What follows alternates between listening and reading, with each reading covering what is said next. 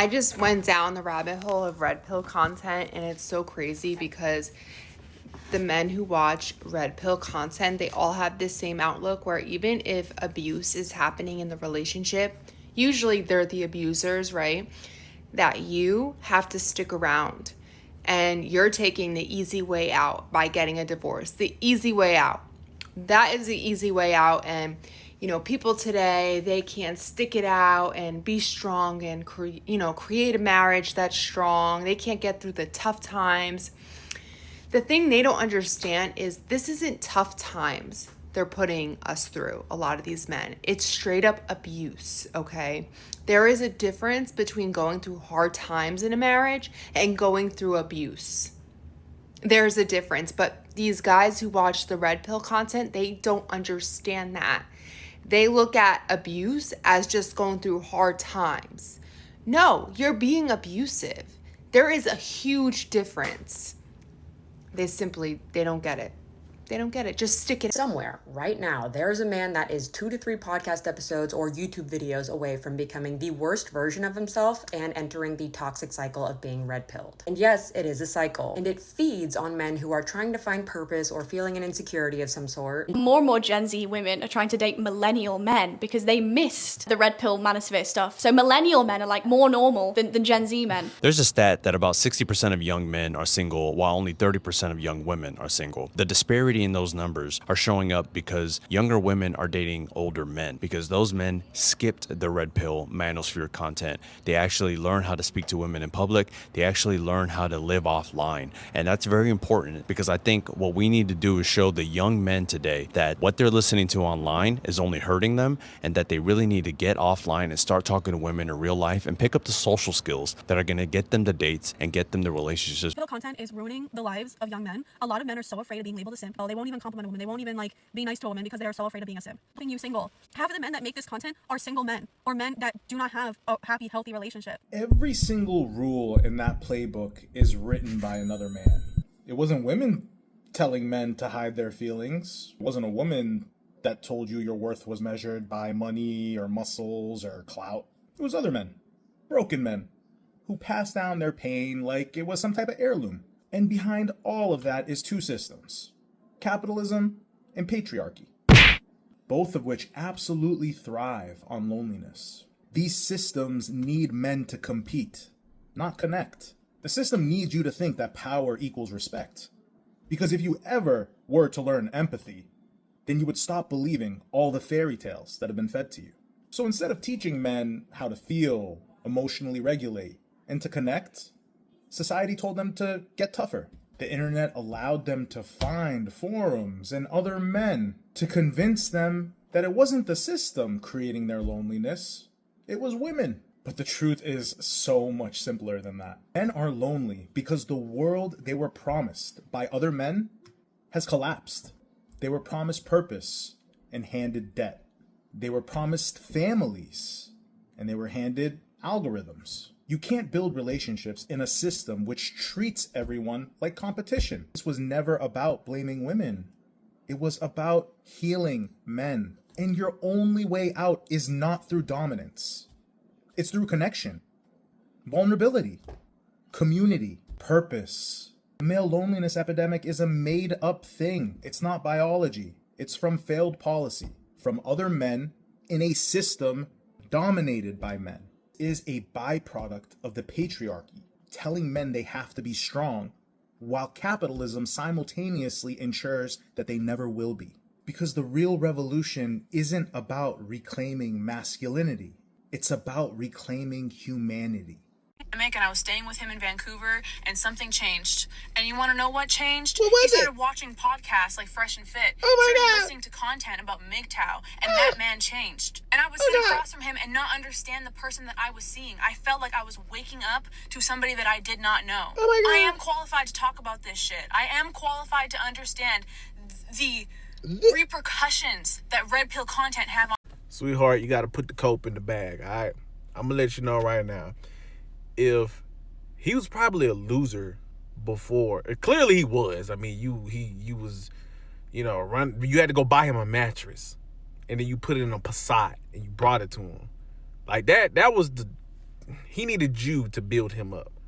You know, I thought y'all said black women only do that, but I gotta break it to you, sweetie. If red pill content was able to influence your man at that time, your ex, when y'all were together, he was always that guy. Sorry to tell you that. I know it's a strike to your ego, but he was always that lame. He was always a loser. If a grown man allowed people like Myron to infiltrate his brain waves and change his train of thought, he was always a loser. I am sorry.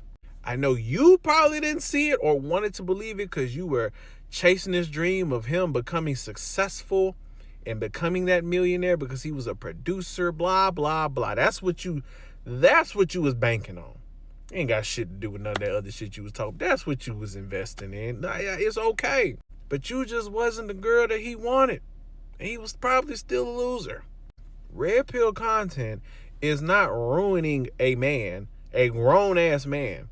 If he allows it to change his behavior, that's what he was already premeditated to be, sweetie. That's just what it is. Now, Can someone explain to me why the pick-me girls aren't like just naturally falling into the arms of these like whatever type podcast guys, like the guy? They don't actually want these women.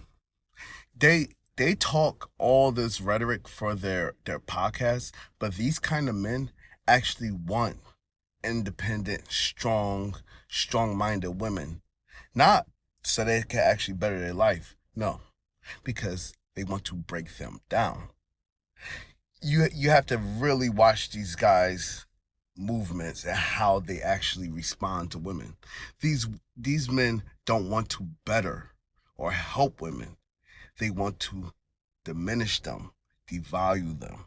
They want to break them down. They want these women to submit so they can humiliate these women. In my opinion, a lot of these guys have been rejected, maybe rejected by their own mothers, but they have been rejected or hurt at some point, and now they want revenge and they want to dish out pain towards women. You really got to understand, a man that wants to do right by a woman or wants to do right by his woman or women in general, he will always lead and guide to the right answer. These men try to force you to their side and kind of break your ideology down. And now you can say, oh, they just want to break delusional women. You know what? Yes, you can break down a delusional person, but you do not have to humiliate them. They try to humiliate in the process. Talking about their body count, how many people they slept with, what their education level, and this is that, and blah, blah, blah, blah. All in all, it's about power and humiliation. And so the moment that they actually get with a strong woman, and maybe they finally do break this person down, they can then say, I have power over you. They don't want to coexist with somebody. They want power over somebody. Because at the end of the day, that will make them feel strong. That will actually make them feel like an alpha male. Like they, quote unquote, says.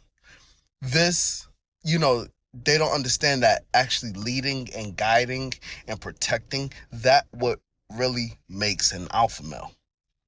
Their version of an alpha male. I lost the guy that I loved and cared about to red pill content. Before he started watching this content, he was a sweet, nice man who treated me well and was charismatic, funny. And the moment he started watching this content, he completely changed. He started calling women bitches, whores, skanks. He became very, very angry almost all the time. And then eventually he ended things with me because he thought I was using him for money. Now, granted, there was one time where I did make a joke about how I wanted an old guy to take care of me, and I quickly regretted it and said I was sorry. But I still cared about him. I would drive 30 minutes every day to see him. Like, it wasn't just about the money. Because he's watching all this content, he thinks that all these women are trying to use him and all that stuff. And so he had a loving girl that cared about him and loved him and, like, would stick by his side through anything. And then he eventually said this to me. And this was the final straw. Now, when I first started talking to him, not that it mattered, but he was over 270 pounds when I started talking to him. I did not care about his size. He then lost weight and then started fat shaming everyone around him. And today, actually, he said this to me. He called me a broke skank and then said that I would ease back on the food. Your stomach's getting a little big. And I've never, my whole life, had a man speak to me like that. And here I was the week before, going out, and I was gonna go buy him a present for his birthday. And for him to turn around and call the girl that cared about him and loved him a skank and fat, when he's like one of the only guys that I've been with. In the beginning, it was totally opposite. He would compliment me, tell me how pretty I was, and laugh and make jokes, and like, just this content, it just ruined him. And then I went on his page before we unfollowed each other, and I saw he was reposting like Andrew Tate and like David Goggins, and like almost all of his reposts were that. And then that's how I found out that he was in this red pill. I think why they're saying that red pill content is affecting and ruining relationships in a very negative way is because some men who end up consuming that content end up treating their women in the relationship in a very bad way. You realize that in most cases, these are men who are not feeling good about themselves. These are men who are feeling, who are so insecure about themselves. And they try to look for a community which can help them to feel better about themselves, even if they are not willing to work on themselves to become better men. And so when they find red pill content, they end up to feel good that they've got a community that can really support how they act and how they think. So they end up being empowered by these red pill content creators, and in the long run, they become even worse. Because in most cases, these men who consume red pill content, their behaviors are not changing in a relationship to become bad because of the red pill content. You realize that already they are not behaving well in the relationship. Why I am saying that they are empowered by red pill content creators is because such men who ruin their relationships because of red pill content, their behaviors already align with the red pill content. The way they treat women in relationships already aligns with the red pill content. It's not that they are caught by surprise. They're already like that. They're just seeking validation from the red pill content creators, and that is why you realize that when they get so empowered, they become so worse because they are already like that, and that is why they end up even becoming worse in the relationship. That is why they end up leaving their women in the relationship, because such behaviors sometimes tend to make men like that to hate women a lot. That is why when you find men who really can relate with red pill content all the time, they end up breaking up with their women all the time. They end up divorcing their women all the time because this content makes them to even hate women so much, and it's really sad, but it's happening on a daily basis. The more these men continue consuming red pill content, the more they get so empowered to treat women in a very bad way in a relationship. And I think if a man wants to be a better person in a relationship, to seek better help, men should stop seeking help from red pill content creators, because these people are really misleading men. I know that as human beings, we are not perfect. We all have our imperfections.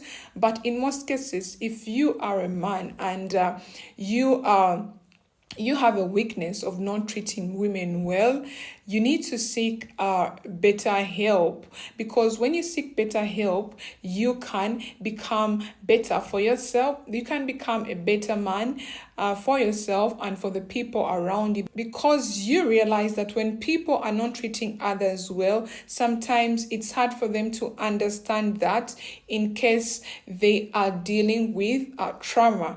And so sometimes they are really hurting, and that is why they are hurting others. And to heal, someone needs to get help. That is why I think if you are a man and you find yourself in such a situation all the time, that you're not treating women well, you need to ask yourself, what is hurting you? And when you get to know what's really hurting you, what trauma you're dealing with, you need to get better help. You're not supposed to end up consuming red pill content, because in most cases, these men who produce red pill content, they are also dealing with trauma, and a hurt person cannot heal another hurt person. You need better help. And that's it for today, guys. If you have anything to add on this topic, you can share your thoughts in the comment section, and don't forget to subscribe, like, and comment. It's been your girl Joanne. As always, I would like to wish you a wonderful day. Take care of your beautiful lives. Until next time, I love you. Bye.